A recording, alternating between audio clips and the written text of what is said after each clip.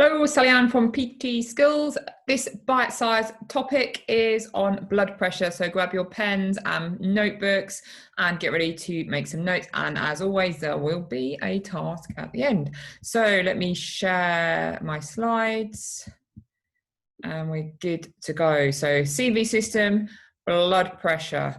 Okay, so before I go into this slide, what is blood pressure? Blood pressure is the amount of pressure within the arteries at one time. So it's the pressure within the arteries.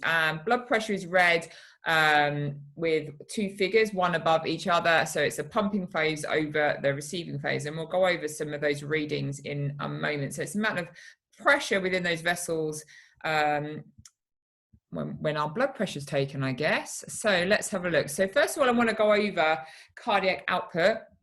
And what cardiac output is, because this is how we calculate blood pressure. So cardiac output is stroke volume times by heart rate. That equals your cardiac output. So stroke volume is the amount of blood your heart is pumping per beat.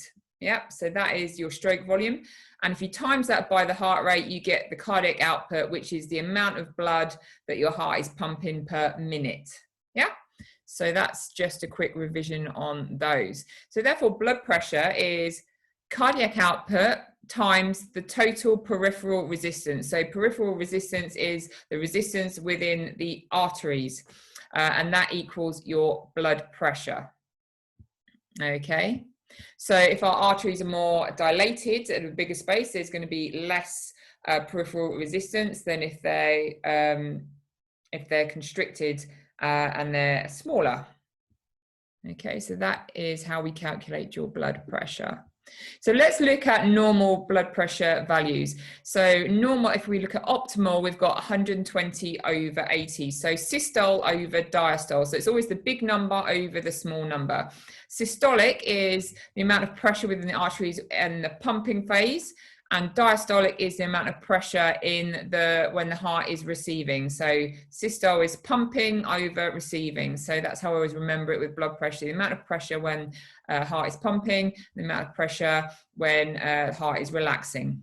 Okay, so if we look at the normal is 120 over 80, systole over diastole, and then you can see the low reading is less than 100 and less than 60. So that gives us a low reading. And then we've got stage 1 hypertension, 140 over 90. So as we get into that hypertension, that's when we need to get medical guidance prior to our clients exercising.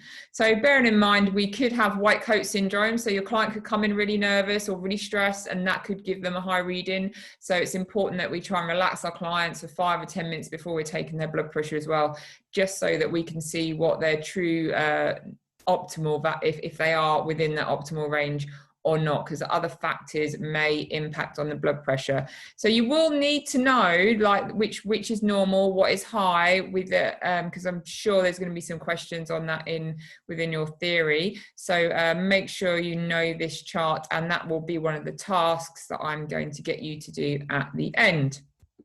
Okay. So let's look at the blood pressure response to exercise. So the systolic goes up in line with exertion. So the systolic, we know, is the pumping phase when the heart's pumping. So that will go up in line with exertion because there's going to be a lot more blood pumping into those vessels, which is going to increase the blood pressure. And the diastolic remains pretty stable. So the receiving phase is quite stable, or it might decrease slightly. So that's your normal blood pressure response to exercise. So systole may go up in line with, depending on how hard we're exerting, because our heart's going to be pumping a lot more blood into those arteries. Okay.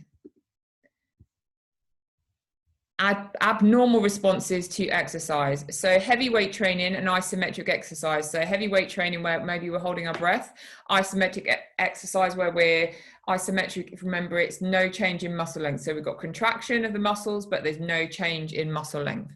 It can increase our systolic and diastolic blood pressure. So if you do have clients that are quite high within their blood pressure to start with, then we give them heavy weight training and isometric exercises. Chances are we're going to increase that blood pressure even more and put our clients in a spot of danger. The Valsalva maneuver can increase systolic and diastolic diastole as well, because it's trying to normalize the blood flow following breath holding. So so that Valsalva maneuver is when we're holding our breath to do an exercise. So you might hold your breath and create that intra-abdominal pressure.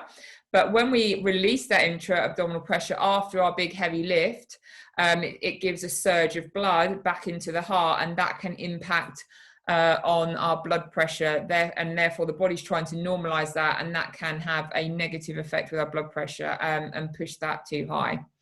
And then we have postural hypotension, which is a reduction in blood pressure. So have you ever laid down on the floor and got up really quickly and then you've gone all dizzy when you stand up? That is postural hypotension. It's where it's gone low because you've changed quickly from one position to another. And also long periods of static standing may cause this. When I was expecting my kids and I stood up for a long time, I got quite dizzy because my blood pressure went low. So various things, as it says there, pregnant women, can impact your blood pressure as well. So postural hypotension. So hypo, remember, is low.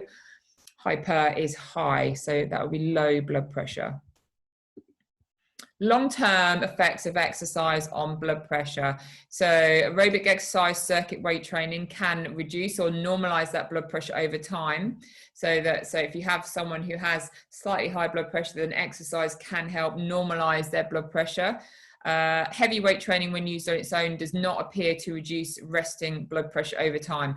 So if you do have someone and you're looking at blood pressure, then you need to be doing the aerobic exercise and circuit style weight training, like the CV kind of weight training, rather than heavy resistance training. I mean, as we saw in the last slide, breath holding and heavy resistance training may increase that while we're training as well, which wouldn't be that safe either.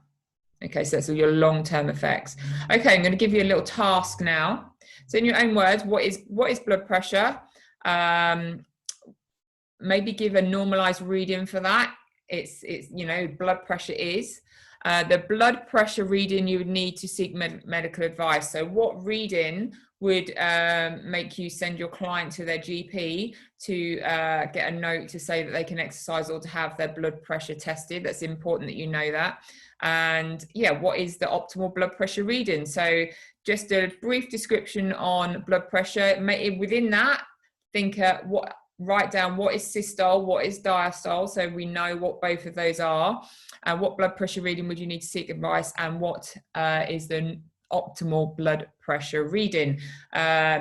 Can pop them down below, and I hope that makes sense. Any questions, pop below, and I shall see you very, very soon. Just stopping my share so I can say goodbye yet, and I'll catch you later. So pop any notes down the bottom if you need to, or any questions, and we'll take care and we'll see you soon.